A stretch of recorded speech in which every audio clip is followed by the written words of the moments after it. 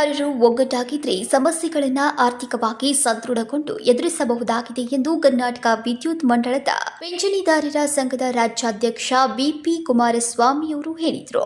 ಇಂದು ಬೆಳಗಾವಿಯ ನೆಹರು ನಗರದಲ್ಲಿರುವ ಕೆಪಿಟಿಸಿಎಲ್ ಸಭಾಗೃಹದಲ್ಲಿ ಬೆಳಗಾವಿಯ ಕರ್ನಾಟಕ ವಿದ್ಯುತ್ ಶಕ್ತಿ ಮಂಡಳಿ ಪಿಂಚಣಿದಾರರ ಸಂಘ ಪ್ರಾದೇಶಿಕ ಸಮಿತಿಯ ಸದಸ್ಯರ ಸಂಘಟನಾ ಸಭೆ ಮತ್ತು 20 ವರ್ಷ ಪೂರೈಸಿದ ಹಿರಿಯ ಪಿಂಚಣಿದಾರರ ಸನ್ಮಾನ ಸಮಾರಂಭವನ್ನು ಹಮ್ಮಿಕೊಳ್ಳಲಾಗಿತ್ತು. ಸಮಾರಂಭವನ್ನು ಉದ್ಘಾಟಿಸಿ ರಾಜ್ಯಾಧ್ಯಕ್ಷರಾದ ಬಿಪಿ ಕುಮಾರಸ್ವಾಮಿಯವರು 1987ರಲ್ಲಿ ಸ್ಥಾಪನೆಗೊಂಡ ಸಂಘದ ಇತಿಹಾಸವನ್ನು ತಿಳಿಸಿ ಹೆಚ್ಚಿನ ಸಂಖ್ಯೆಯಲ್ಲಿ ಪಿಂಚಣಿದಾರರು ಸಂಘದ ಸದಸ್ಯರಾದರೆ ಆರ್ಥಿಕವಾಗಿ ಸಂಘವು ಸದೃಢವಾಗುತ್ತೆ. ಇದರಿಂದಾಗಿ ಯಾವುದೇ ಕಷ್ಟಗಳು ಬಂದಾಗ ಒಗ್ಗಟ್ಟಿನಿಂದ ಎದುರಿಸಬಹುದಾಗಿದೆ ಎಂದು ತಿಳಿಸಿದರು. ಇನ್ನು ಬೆಳಗಾವಿಯಲ್ಲಿ 1070 ಜನ ಪಿಂಚಣಿದಾರರಿದ್ದು ಅವರ ಸಮಸ್ಯೆಯನ್ನ ನಿವಾರಿಸಲು ಮತ್ತು ಸೌಲಭ್ಯಗಳನ್ನು ಒದಗಿಸೋಕೆ ಈ ಸಭೆಯನ್ನ ನಡೆಸಲಾಗ್ತಾ ಇದೆ. ಇದರಲ್ಲಿ ಬೆಳಗಾವಿ ಜಿಲ್ಲೆ ಸೇರಿದಂತೆ ವೈದ್ಯಪುರ, ಬಾಗಲಕೋಟೆ, ಹುಬ್ಬಳ್ಳಿಯ ಇನ್ನುಳಿದ ಪದಾಧಿಕಾರಿಗಳು ಭಾಗಿಯಾಗಿದ್ದಾರೆ.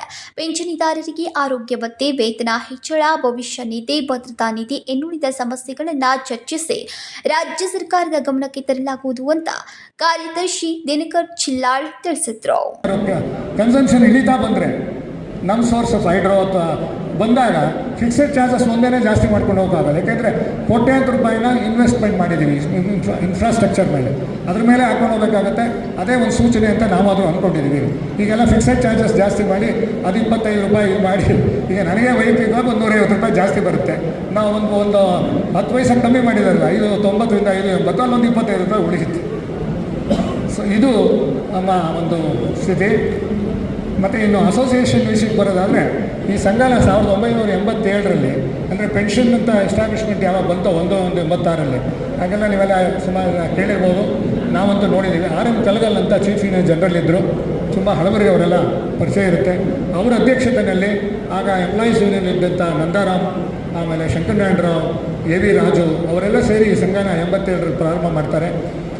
ಇವತ್ತಿಗೆ 39,562 ಜನ ಅಂತ 40,000 ಜನದಲ್ಲಿ 24,300 ಜನ ಆಗಸ್ಟ್ 24ರಲ್ಲಿ ಇದ್ದರು ರೋಲ್ನಲ್ಲಿ. ಯಾಕೆಂದರೆ ವೋಟರ್ ಲಿಸ್ಟ್ ಮಾಡಿದರು ಅಡ್ಮಿನಿಸ್ಟ್ರೇಟಿವ್.